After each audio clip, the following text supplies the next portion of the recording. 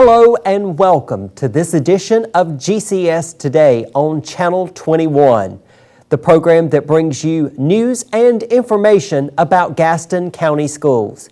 I'm Todd Hagans. On today's edition, we talk with the Gaston County Principal of the Year. We also spend time with one of our outstanding bus drivers in Gaston County, and we hear from a school mentor who is making a difference. All of this on GCS Today. Joining me on GCS Today is Rebecca Huffstetler. She is the principal at Stanley Middle School and the current Gaston County Principal of the Year. Congratulations on that award. Thank you. And we appreciate you being here today. All right, tell us, what does it mean to be the Principal of the Year? Being the Principal of the Year has been truly the most humbling experience I could have imagined. There was nothing about me that ever thought I would be Gaston County Schools Principal of the Year, and there's two things that stand out about it. Both, again, go back to that feeling of being humbled, but just recognizing that I was selected by my peers and people that have influenced me in my career. So sometimes I like to think, you know, I'm the Gaston County Principal of the Year because I've taken advice from so many other principals that I'm really just their best ideas in one person. Now you're going to go on and compete in the regional competition, and that takes place this fall. So maybe we'll have you back sometime later as, say, the regional Principal of the Year. How does that sound? Well, it sounds great. You know, we have the regional superintendent of the year, we have the state teacher of the year. So I'm like, no pressure here. The pressure's all on you. Right. But it would be a great honor just to bring that attention back to Gaston County because we have so many great principals. I'm just one of 54 that we have. And so I think for me to have that honor is like 54 people having that honor. Now this year our theme is Celebrate Gaston County Schools, and part of that theme is to focus attention on our alumni. Right. And you are a graduate of Gaston County Schools, East Gaston High School, right? East Gaston High School. And so you graduated from us and you've come back to work with us. Why did you make that decision? I think I made that decision in the beginning because I never planned to make that decision. I grew up here and I thought, I'm going to go see the world, I'm going to go and change the world. And what I realized is I could change the world in my corner of it, right here in Gaston County Schools. It was so neat when I first came out to teach at East Gaston High School, and I remember thinking, why are my teachers so excited that I'm back here teaching? But the longer that I've been in this profession, now that I see my former students come back and teach, I know why they're excited. Now that I see my former students as administrators in our school system, I know why they're excited because it's like it's a piece of you. It really is, as cliche as it sounds, it's that circle of life. It just keeps going, and you just can't think of anything you would rather do than give back to the people who gave so much to you. So you've been a classroom teacher, you've been an assistant principal, and you've been a principal at all levels. You've had experience at all the levels, an assistant principal at the high school level. Correct. What does that, to know that you've gotten that experience at all the levels, how does that help you in your current job at the middle school level? I think being at the middle school, you have to remember that you see the gamut of students there. You have students who are still in an elementary mode. They're still fun-loving. They still love school. They're excited about school. But because I've been at the high school where I see that sometimes students make a choice to struggle with continuing their education, I see that in the middle it's so important to keep that passion for learning alive. And just remember that at the end of the day, they're still kids. Yes, they're 13. Yes, they're 12. Yes, they want to be grown. They want to be making senior high school decisions. But at the same time, they're just still little people who need attention, need somebody to care about and love for them and advocate for them. You know, we have great teachers in our schools, and we have some teachers out there that may be thinking about, do I want to become a school administrator? Do I want to become an assistant principal and eventually a principal? What words of advice would you have for a teacher that may be thinking about that? I think that it's interesting. I was asked that in my Principal of the Year interview, and I remember my answer came so quickly to me. And I talked about the fact that I truly believe if you want to do this job, you have to recognize that it is 1% power and 99% responsibility. I think about that 1% power because really, I don't know that I ever think of myself as powerful. But when I think about the word power, I think about influence. And I'll never forget last year when we did our Nickels for Neighbors campaign, and we were on the website from showing what we were able to do for the people and our friends in South Carolina. And a little girl at church turned around to me and said, "You're on my smart board at school." And I thought, I have influence over her. She sees me as a leader in our school system. She may not understand yet that I'm a principal, but she sees me as someone of influence. I see older adults in our community that I've known my whole life, and they're like, "You're a principal, we're so proud of you." And so I really think that there is a piece of influence or a piece of power that I have just by the position that I hold as a principal. But I also think that because I have that position of influence or position of power, the responsibility that I feel is so great. Because at the end of the day, I'm responsible for the children and the adults in our building. I'm responsible for the facility. I'm responsible for their education. I'm responsible for their needs. I'm responsible for our teachers. And are they getting what they need as professionals and as people? And I just think that you can't neglect the responsibility that you have, because if you focus too much on your position of influence, then I think you do a disservice to the job. And I'm glad you mentioned Nichols for Neighbors because I want to thank you for your leadership. You were right in there helping us raise that $25,000 that we gave to the school systems in South Carolina last year. So thank you for your leadership Thank you. With that. Now, I know at Stanley Middle School you've got some activity going on out back, and I'm referring to the new school construction that is taking place. Tell us a little bit about that. I know it's very exciting for you all at Stanley Middle School. It is. It's so fun because right now we are hitting the phase where we're actually seeing start to pour concrete on some foundations of the classroom. So for so long now we've watched them clear trees, and you've wondered the whole time, I know the building's coming and I see the drawings, but how is that actually going to be right here? And so now we're really seeing how it's going to be right here. And as we see that, the buzz has started among the kids. Hey, have you seen this? The trucks look different out back. We don't see as many bulldozers, and it's more of construction and cement trucks and those kind of things. And so it's really exciting. It's fun to talk to people in our community to hear about the school, and they're excited about what's coming. But it's also been such an honor for our community to realize this is, yes, it's going to be located in Stanley, but it's really about our school system, that they see it's a good thing for our school system for us to have a new school in Stanley. And we had the groundbreaking there in the summertime. On the hottest day of the summer, It was a very hot day.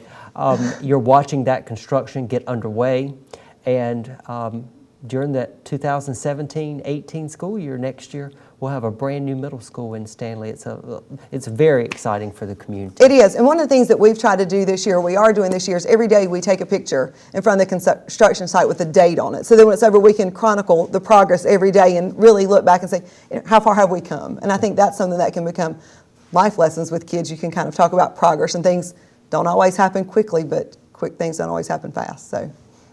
Rebecca Huffstetler, the Gaston County Principal of the Year, thanks so much for being with us on GCS Today. Thank you for having me. Stay with us. We'll be right back.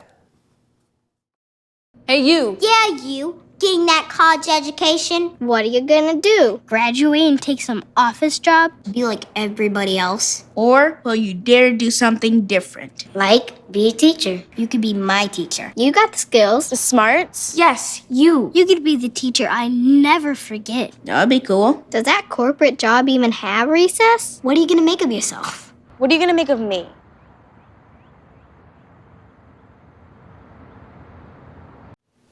Joining me on GCS Today is Jonie Mitchell. She is the lead bus driver at Ashbrook High School and one of the outstanding bus drivers that we have in Gaston County. Jonie, thank you for being with us today. Thank you for having me. You have almost 30 years of service to Gaston County Schools as a bus driver. Tell us how you got started. Well, I started in 1987, as I recall, and at the time when I started, my sister was driving a school bus also. And so I've always been one to compete with my sister. I said if she can do it, I can do it, or maybe even better. So I started driving a school bus, and I just started just to do it for something to do, but I stuck with it, and I'm still here doing it. And you're at Ashbrook now, but you started Yes. out at Gardner Park at the elementary school, right? That's correct. That's correct. And being a bus driver, what is it that makes you enjoy the job? The kids, they keep me on point, the kids. So, and the parents, sometimes the parents, you know, but it's the kids. Now, It's the kids. do you also keep those students on point? Yes, I do.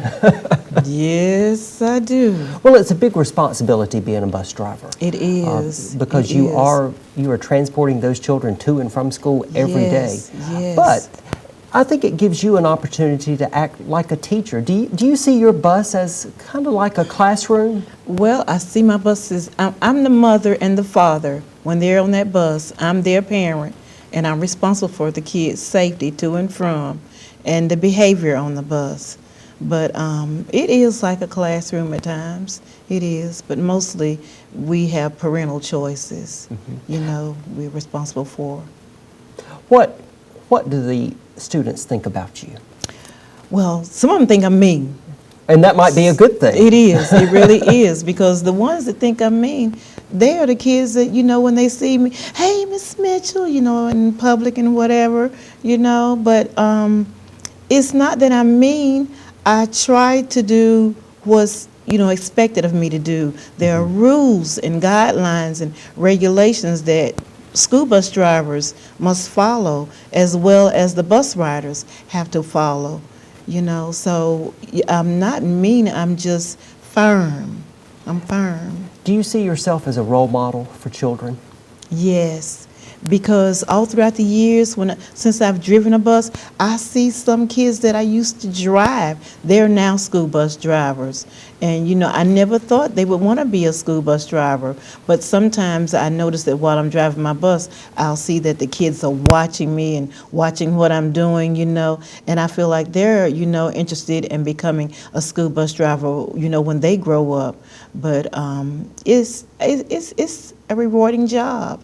Is sometimes it gets a little, you know, I don't know how to say it. You It's know, probably demanding at times. Dealing with the traffic and other motorists and parents and all the students that's going on, because you're in front of about maybe 35, 40 kids behind you, you know, and everything is going on behind you. You know, it's just a demanding job that you have to just, you know, have the mindset for. But with it being a demanding job, I think it's also a job that you love, right? Yes. Yes, I love my job. Now, I know that we are always looking for bus drivers, and we get a lot of attention at the beginning of the school year for the need for bus drivers, but it's a need that we have all year long, and we are constantly recruiting bus drivers, and we are having our monthly bus driver training courses. If there's someone watching, what would you say to that person? That person may be thinking, hey, I might like to be a bus driver. What would you say to that person to encourage him or encourage her to become a bus driver? Don't hesitate, do it. Dial 704-866-6223 for more info. I could not have said it better. Could not have said it better. Jonie Mitchell, lead bus driver at Ashbrook High School. We appreciate everything you do every day for our schools and our children, and we appreciate you being with us today on GCS Today. Thank you so very much for having me. Coming up, we meet a business leader who is making a difference as a school mentor. You are watching GCS Today here on Channel 21. I started mentoring my mentee, Dontre, 4 years ago. I always thought about doing it. It always seemed like a good idea. We were both nervous when we first met, but everything kind of fell into place. Mentoring is important. Anyone that's pretty fortunate in life to have a little bit of time to pass on that knowledge. Etienne's a very close friend. I look at him as a brother and a father figure. He taught me just focus on the big picture, because I would like to give back just like Etienne gave back to me. Be someone who matters to someone who matters. Joining me on GCS Today is Patrick Ennis. He is from Mann and Hummel Wicks Filtration. And Patrick, people in Gaston County, they know it simply as Wicks Filters. Yeah, absolutely. And he is also a mentor for us at H.H. Beam Elementary School. We appreciate you being with us today. My pleasure. We're talking about the mentoring program and your involvement in that program. And simply tell us why you decided to become a mentor. Well, several, I guess it's been 4 years now. Our company was involved with it and had, I think, a meeting at the time to kind of rally the troops, if you will, and you know, went to that, and so I was aware of the program through that. Fran Ellis, I believe her name is, had held that meeting. So that was the awareness part. The other part was just the motivation. Just to be part of the system. I had gone through some personal things and had been separated from my kids a while back. I have 3 children, so I had some spare time, and I really wanted to utilize that gap, I guess, or void in parenting that I had due to that, and so it was a good fit for both ways. The need for your part and the need for mine. So yeah. What does a mentor do for people that are watching and say, what is that? What do you really have to do? You know, it's really just showing up. You know, I go and see my young man once a week usually, sometimes more than that, sometimes less, depending on if I'm traveling, but it's really just going and hanging out with him. You know, and hearing him a little bit, talking to him. A lot of times we go outside and just play ball or take some of his friends out and talk to him. So it's just kind of being a buddy to him. Yeah, we talk about some things sometimes when he has issues at school or whatnot. We'll get into those, but it's mainly just being a friend. Yeah. And it really is about providing that encouragement and providing that support that some children need. And I imagine he probably looks forward to you being there at school. Well, he seems to. You know, I saw him yesterday, and you know, it's not just usually him. It's usually him and a couple of his friends, and you know, you get to know all the kids, and you can develop relationships with them, and you know, and so it's very rich on both sides. So I'm glad to see him. He's glad to see me. I hope it stays that way. Right. It's been fun watching him grow up and progress and everything. So I'd like to continue to do that. Now, this child, you have been with him at several schools over a course of several years, correct? Right. Yeah, I've started with him at Robinson Road, followed him to Forest Heights, and now H.H. Beam. Okay. So it's 3rd school. Yeah. And we have mentors that do that. Sometimes they follow a child. They begin mentoring in the elementary school, and they follow that child all the way through middle school and to high school, and we also have some mentors that mentor just for a year. So there's some flexibility there with the time that you can spend with the child. But I think whatever amount of time that you're able to give, it makes a difference. Wouldn't you agree? Oh, absolutely. Like I say, it's just as rewarding for me, maybe even more so than it is for him. Yeah, it's just developing that relationship, following them, watching them grow up and progress. I mean, I hope to do it until he's in high school. I really do. He's a great young man, and it's been a rich experience. Really now, if someone is watching, thinking about, hey, that mentoring program sounds like something I'd like to do, what would you say to that person to encourage him or encourage her to get involved? Oh, I'd say absolutely do it. There's just such a huge need, especially for males. You know, no discredit to females, but I think it's a little tougher to find males, has been my experience, and there's so many young men that need a male role model. And so I would encourage guys to really jump on board and do it. You know, you hear you don't have time. Well, you got time. You just got to make the time. And it really isn't much of a time commitment. You're talking about an hour a week. Is really all they're looking for, and everybody's got an hour a week. Everybody does. So I would say absolutely do it. You'll benefit from it. You really will in many ways, any unspoken ways. Yeah. And we are looking for mentors at all of our schools, and we encourage anyone out there that is wants to be a caring adult for a child. We would love for them to get involved, just like you've been involved with our mentoring program. And while we have you here, we want to say thank you to everything that WICS does for our schools. It's more than just our mentoring program. There are a lot of support programs that the company does to support Gaston County schools, and we really appreciate it. And if anyone wants information about the mentoring program, then go to the Gaston County Schools website for more information. We appreciate everything you do. You're making a difference in our schools, and we really appreciate it. Hey, it's my pleasure to be here. I appreciate you taking time to talk with me about it, and it's just a great program all the way around. Thank you very much. Patrick Ennis from Man and Hummel WICS Filtration. Thanks for being with us on GCS Today. Thank you. Thank you for watching GCS Today here on Channel 21. Stay tuned for the latest news and information from Gaston County Schools. We look forward to seeing you next time.